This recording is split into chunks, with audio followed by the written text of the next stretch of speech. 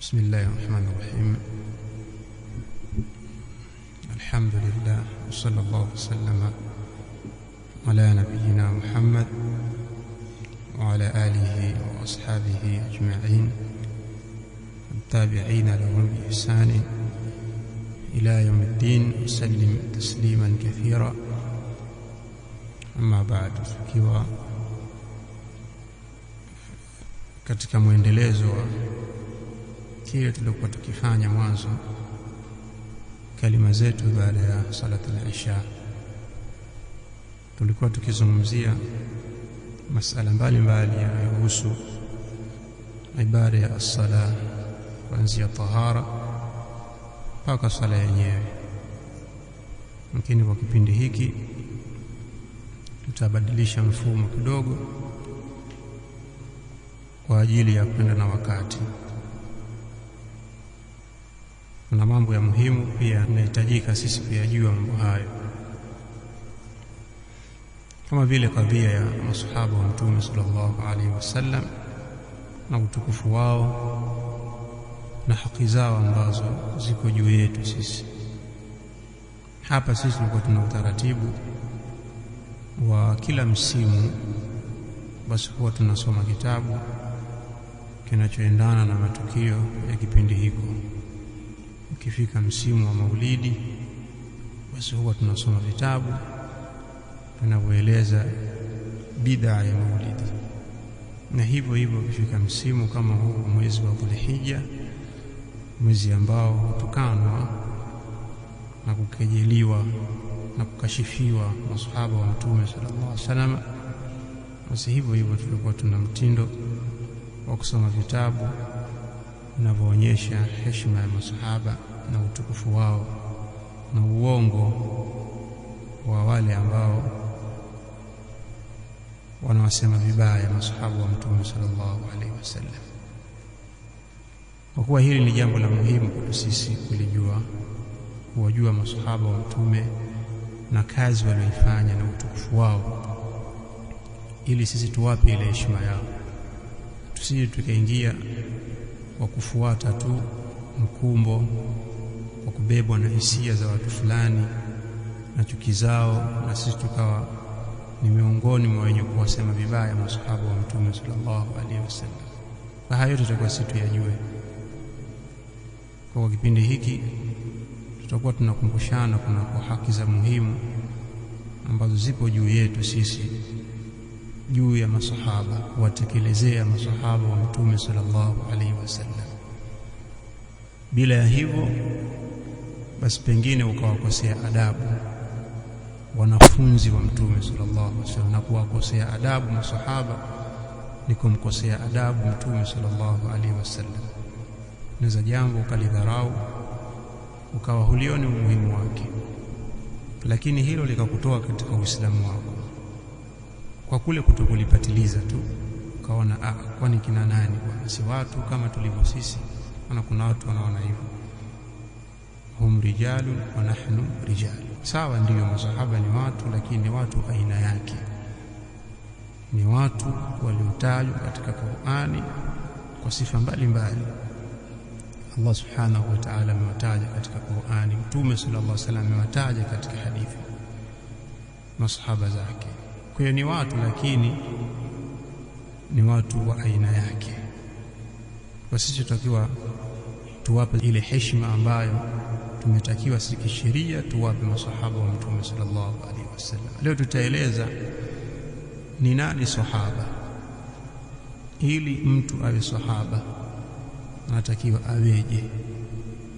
Taarifu nzuri ya kumjua sahaba ni ile aliyoitaja al-Imam Ibn Hajar rahimahullah ta'ala. Akasema ya kwamba man laqiya an-nabiyya, sahaba ni mtu yoyote aliyekutana na Mtume sallallahu alaihi wasallam, yoyote aliyekutana na Mtume, mu'minan bihi, hali ya kuwa ni mwenye kumwamini Mtume, kakutana na Mtume salama katika uhai wake akamwamini, wa mata ala al-islami, na akafa katika Uislamu, basi mtu huyo ni sahaba. Wala utakhadhalat riddatun ala al-asahi, hata kama palipatikana kuritad baada ya hapo, basi huyo ni sahaba maadam alikutana na mtume sallallahu alaihi wasallam katika uhai wake akamwamini, huyo ni sahaba. Iwe uko kukutana kulichukua kitambo kidogo, kwa maana alikaa naye muda mrefu, au alionana tu wakaachana, baada ya hapo hakuona naye tena mpaka akafa huyo mtu, pia ni sahaba maadam alionana na mtume akamwamini, basi huyo ni sahaba. Kwa katika kuonana hapo atatoka yoyote ambaye hakumuona mtume sallallahu alaihi wasallam, hata kama alimwamini yeye haiti sahaba. Kama vile An-Najashi, mfalme wa Habeshi, yeye si sahaba, alimwamini mtume salama lakini hakuonana naye, alifikishiwa habari za mtume salama akamwamini, lakini hakuwahi kumuona, huyo si sahaba. Sawa. Na vile vile atatoka hapo katika sahaba yule ambaye alimuona mtume salama katika uhai wake hakumwamini, alikuja kumwamini mtume baada ya mtume kufariki. Kuna watu walimuona mtume salama katika uhai, lakini kipindi kile chote hakumwamini mtume mpaka mtume kafariki, ndio kasilimu kama Muislamu. Pia wanaochuoni wanasema huyu sio sahaba, atakuwa ni tabi'i. Pia tashurutishwa ni yule aliyemuona mtume salama akamwamini, wa mata ala alislami, kisha akafa katika Uislamu, kafa na imani hiyo, hata kama baadaye aliritadi kaingia katika ushirikina pengine, lakini akarudi tena katika Uislamu, bado ataitwa ni sahaba. Na taarifu hii ndiyo ambayo wamepita jamahiru ahli ilmi, kundi kubwa la wanachuoni min as-salaf wal khalaf, kwa maana sahaba ni huyo. Kwa hiyo hapata shurutishwa katika kuthibiti ule wasfu wa as-suhba sharti zaidi ya hilo.